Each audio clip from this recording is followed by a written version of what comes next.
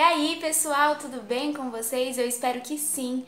Hoje nós estamos aqui para mais um vídeo, porém esse vídeo é um pouquinho diferente, eu não vou ministrar para vocês, mas eu vou responder algumas perguntas que estavam lá no meu Instagram, então vamos lá. A primeira pergunta que me fizeram foi: o que você acha de pessoas que seguem a Bíblia só no que lhes convém? Bom, eu acho que essa pergunta tem a ver com um pouco aquilo que nós acreditamos. Será que nós acreditamos verdadeiramente em Deus? Será que nós acreditamos que Ele realmente é o Senhor e Salvador das nossas vidas? Não somente Salvador, mas Senhor. Porque quando nós não seguimos a Bíblia por completo em tudo aquilo que Deus nos diz, nós estamos demonstrando que Deus ele não pode ser o Senhor das nossas vidas. Porque acreditar em Cristo e acreditar em Deus é querer ser como Ele, sabe? É querer seguir aquilo e fazer aquilo que Ele fazia. Cristo, quando estava aqui na terra, não seguiu, não obedeceu? Então é assim que nós temos que ser, seguir e obedecer em tudo. Bom, agora eu tive algumas perguntas que perguntaram assim: cristão pode fazer isso? Cristão pode fazer aquilo? E eu queria dizer que eu vim aqui te dizer não o que você pode ou não fazer, porque na Bíblia tá que nós podemos fazer tudo aquilo que nós quisermos, que nós somos livres, mas será que tudo que nós vamos fazer, será que tudo que nós fizemos hoje, será que isso nos convém? É muito mais do que poder ou não fazer. Será que agrada a Deus? Será que eu vou estar agradando o coração de Deus? Com o que será que eu vou estar preenchendo meu coração? Com coisas boas ou com coisas ruins? Será que se eu fizer isso vai estar me aproximando de Deus ou me afastando dele? Isso tem a ver com não só pode ou não, mas será que o que vai me acrescentar? Será que vai me acrescentar algo bom ou algo ruim? Então, diante disso, me perguntaram: um cristão pode ou não ouvir música do mundo, música secular? Bom, eu entendo que existem diversos tipos de músicas, existem realmente milhares de músicas, mas existem músicas que falam a respeito de Deus e existem músicas que não falam a respeito de Deus e aqui que até degrinem a Deus, ou degrinem mulheres, ou dizem coisas que não edificam. Eu acho que isso tem a ver um pouco com o seu coração e com o meu coração, porque eu sei que existem músicas que não são tidas como gospels, mas que não dizem nada demais, não tem nada assim, nossa, meu Deus. Porém, quando nós escutamos músicas que dizem a respeito de Deus, a nossa vida, o nosso espírito é preenchido por Ele, por coisas que edificam.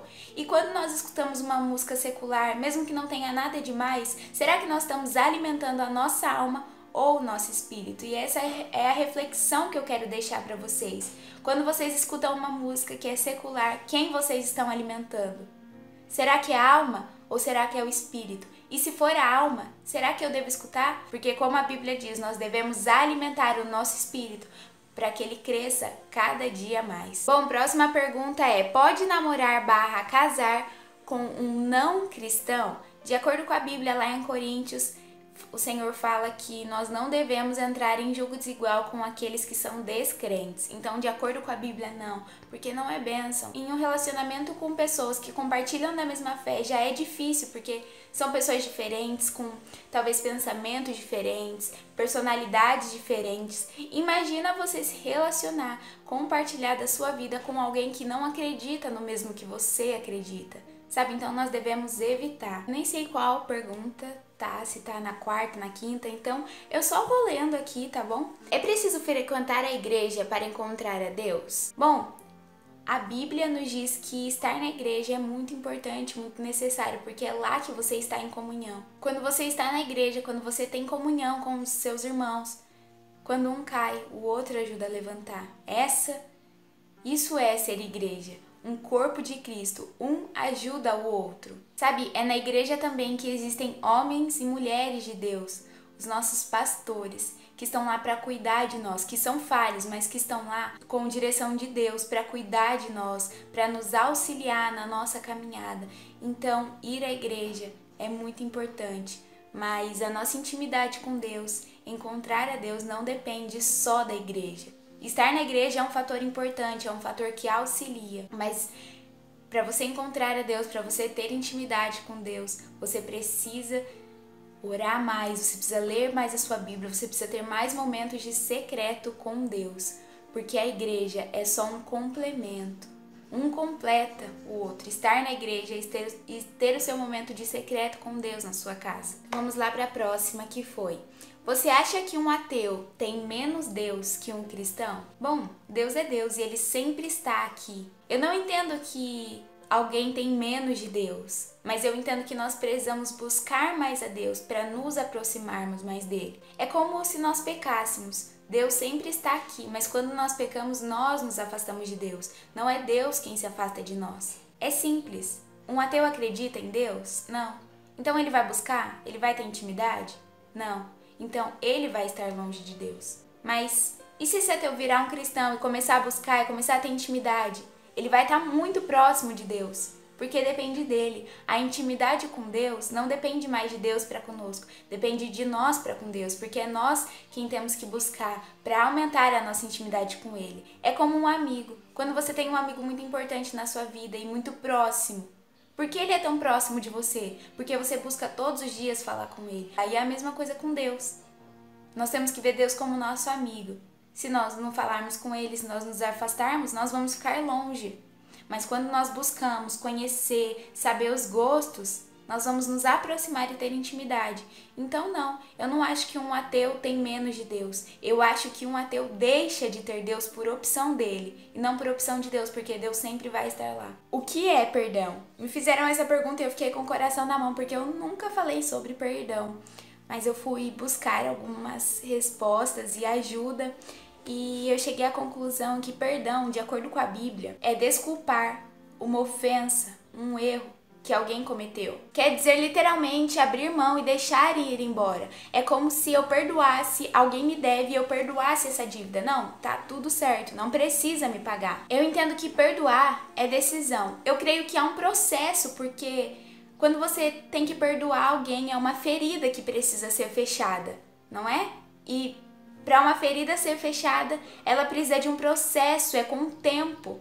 Mas perdoar é você decidir. Eu decido perdoar e praticar todos os dias para que essa ferida possa ir se fechando, né? Se curando. Seria abandonar os sentimentos negativos de um ato que alguém cometeu com você. E o mais impressionante de tudo para mim é sem esperar nada em troca. Sabe? É seguir em frente sem esperar nada. É só perdoar. É só decidir.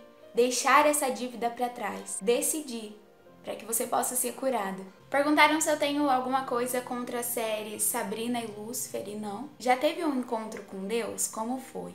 Me fizeram essa pergunta e eu fiquei pensando. E eu lembrei de alguns momentos que eu tive, mas um em especial que eu tive recentemente, eu tava em um dia muito mal, eu tava em uma semana muito mal e eu falei que eu ia orar. E eu entrei no meu quarto, coloquei um louvor e fechei tudo, a janela, a porta e fiquei totalmente no escuro. E eu comecei a orar e eu senti a presença de Deus aqui no meu quarto, como se eu estivesse no colo dele mesmo, e eu comecei a chorar muito e foi muito incrível. Porque às vezes é claro que eu tenho amigos que eu desabafo, que eu peço ajuda, meus líderes, mas eu acho que nada melhor do que você ter o próprio colo de Deus, sabe? Sentir o seu pai ali te dando um colo e cuidando de você, isso é incrível. Perguntaram se eu me espelhava em alguém, e aqui na Terra eu me inspiro em algumas pessoas, sim, e a primeira delas são os meus pastores, o pastor César e a pastora Thaisa. Eles são incríveis, eu amo a vida deles, eu amo a dedicação que eles têm, eu amo como eles se entregam.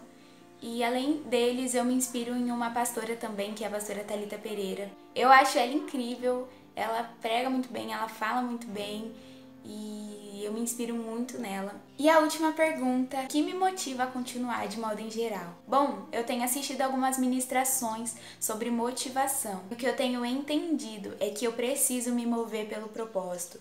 Então, desde esses últimos tempos até hoje, o que tem me movido é o meu propósito. E eu sei que nada mais pode me mover, porque senão a motivação vai estar errada. E eu tenho que me mover pelo meu propósito, porque é isso que o Senhor espera de nós. Ei, você precisa se mover pelo seu propósito. E na sexta-feira vai sair um vídeo falando sobre um pouco motivação. Quais são os combustíveis das nossas vidas. E eu vou falar exatamente sobre isso, sobre propósito. E além disso, o que mais te motiva? Então é isso, pessoal. Esse foi o vídeo de hoje. Eu espero que vocês tenham gostado, que vocês queimem muito e muito mais por Jesus no dia de vocês, na semana de vocês, e que Deus abençoe grandemente cada um de vocês.